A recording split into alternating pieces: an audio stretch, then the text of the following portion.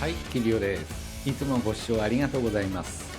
今日はノームコアの最新のタンパー、ノームコアスプリングローリッドタンパー V5 バージョン5をご紹介したいと思います。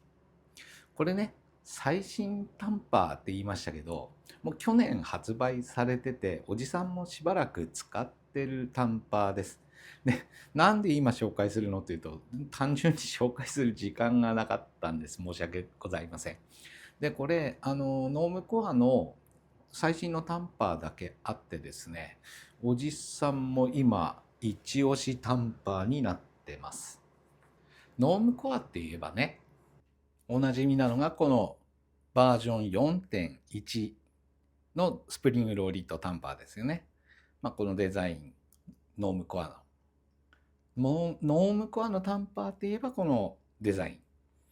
で、スプリングが3種類のスプリングが付属してきて、スプリングを交換することでタンピングの圧力を変えることができると。で、バージョン 4.1 になってからはロック機構が追加されたので、規定値に達するとこのクリック音がしてしっかりと規定値でタンピングされましたよっていうのを教えてくれるようになったんですけれど、この新しいバージョン5の大きな特徴は、精密調整された3本のスプリングが内蔵されていて、スプリングを交換することなしに6段階の圧力調整が可能になっているっていうところです。重さで言うと 10.5kg から最大 15.5kg まで6段階に変化することができます。しかも耐久性はシングルのスプリングタンパーと比較して2倍。すごく耐久性も良くなってます。付属の説明書で見ると内部構造はこんな感じになってます。で、6段階の調整幅はこのようになってます。デザインを見ていくとこういう感じ。これタンパーベースはおじさんの方で、このリップルベースの方に変えてます。タンピング圧力をどのように変えるかというと、今1になってますけど、このひねって回すだけでタンピング圧力を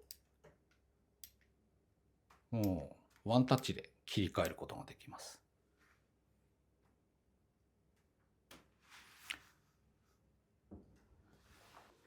で、クリック音でのフィードバックシステムも採用しているので、規定圧力でタンピングができたこともしっかりと教えてくれます。おじさんバージョン 4.1 のスプリングローディットタンパーはもちろん好きなんですけれど、この V5 は正直言ってバージョン 4.1 よりも全ての面で優れています。でまずデザイン。バージョン 4.1 のデザインも好きなんですけれど、このハンドルのデザインが実に握りやすいです。自然で。ハンドルが握りやすいので、タンピングをする際に余計な力がかからない。で、次におじさんが気に入っている点は、可動部分の剛性の高さです。このスライドして稼働する部分の剛性感がバージョン 4.1 よりも明らかに良くなってます。で、3点目は、やっぱりスプリングを交換せずにタンピング圧力を変更することができる部分。これは便利です。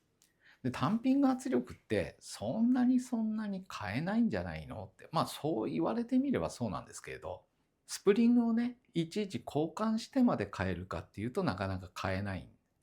ただ、おじさんなんかエスプレッソ抽出してる時に、微妙にね、抽出時間が、本当流度を調整するまででもなく、変更したい時ってあるんですよ。で、その時に、豆を 0.5g 増やしたりとか減らしたりとかもするんですけれど、豆の量まででもないような、ほんのちょっとプレインフュージョンのタイムがっていうような時とかで、そういう時にちょっと、1クリック2クリックぐらいタンピングの圧力をこう強めてみたり弱めてみたりとかっていう時が、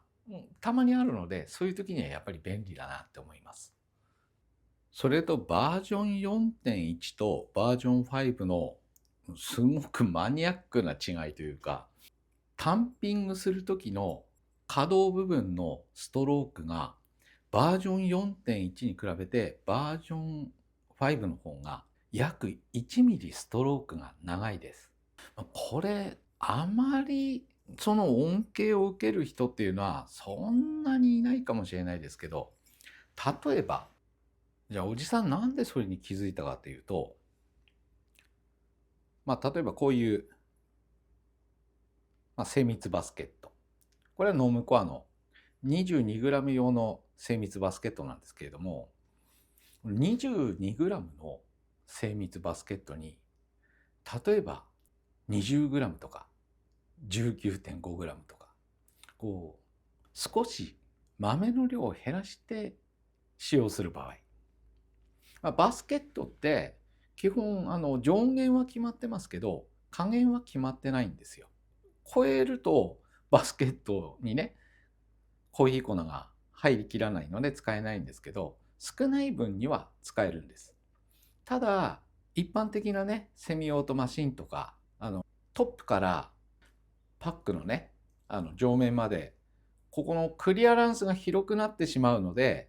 そこに抽出が終わった時にお湯が残って溜まってしまってパックがぐちゃぐちゃになってしまうと。だから極力規定値で使うようにってなってるんですけれども、フレア58のようなねレバー式マシンはこれ抽出終わったら残ってるお湯を全部出しちゃうので、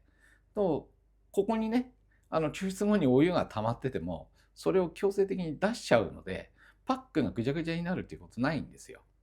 なので上限は決まってますけれど、多少少なくして使う分には使えると。でその時にバージョン 4.1 にバージョンアップした時に、それまではほらクリック音がしなかったので気づかなかったんですけど、バージョン 4.1 にしたら豆量をね例えば 22g で 20g に減らすとクリック音がしなくなっちゃった。だからストロークがちょっとだけ足りないんですよね。でその時に同じ状態でこのバージョン5でそういう使い方をしてもしっかりクリックするんですよ。だから規定圧力までかかってる。ストロークが違うんだっていうその時気づいたんですよね。だからおじさんみたいなねこういう例えば 22g のバスケットで豆量を通常プラスマイナス 1g って言われてるんですけど、バスケットの例えば 20g のバスケットを使ってたら上は 21g まで下は 19g までっていうのがその豆の焙煎度合いでプラスマイナスするんですけど、 2g もマイナスっていうのはちょっと通常の使い方から逸脱した使い方なので、そういう使い方をするような人なんかはバージョン 4.1 よりはバージョン5の方が断然おすすめです。それで今回紹介動画を撮ろうと思ったきっかけが、おとといかな、撮影日が今日は1月の21日なんですけれども、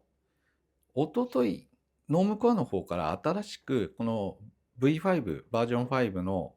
ウォルナットハンドルが送られてきたので、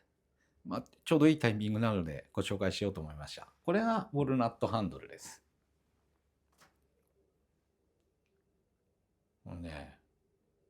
かっこいいですよ。おじさんはだいたいいつもダイヤル4で使用することが多いです。ダイヤル4だと、これで言うと、キログラムで言うと13.5 キロ。ポンドで言うと 29.8 なので、29.8 ポンドなので、だいたい他の30ポンドに合わせて統一して使うようにしてます。でこのウォルナットハンドルはすごくね、作りいいです。手触りもいいんで。これはおじさん、今、お気に入りです。実はこの他にもう一つおじさんバージョン5を持ってまして、一番最初に送られてきたバージョン5の短波ってこれなんですよ。これも発売と同時というか発売直前に送られてきたんですよね。これがおじさんが最初にノムコアから送ってもらったバージョン5の短波なんですけど、違いが分かりますかね？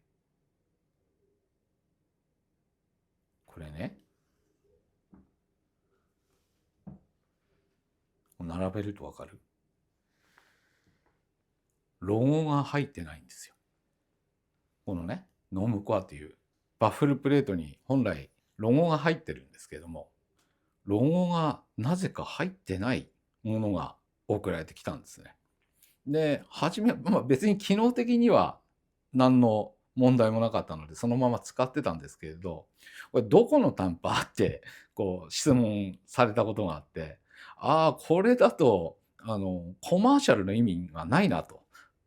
宣伝効果がないなっていうことで、ロゴ入ってなかったんだよねって言ったら、担当者もびっくりして、すぐロゴ入りのを送ってもらったんですけど、これね、ロゴなしのは、ある意味すごくレアモデルです。レアモデルって言われました。レアってね、検品漏れだよね。こういうこともあるんですね。ノームコアスプリングローディットタンパー V5。現時点でね、スプリング内蔵式のタンパーの中では、おじさん的には一番優れてるタンパーだと思います。もし興味を持たれた方は、おじさんのリンクからさらに詳細をチェックしてみてください。5%、ノムコアの 5% 割引コードもおじさんのリンクから使用していただけるので、ぜひご活用ください。それでは今回の動画は以上になります。最後までご視聴ありがとうございました。また次の動画でお会いしましょう。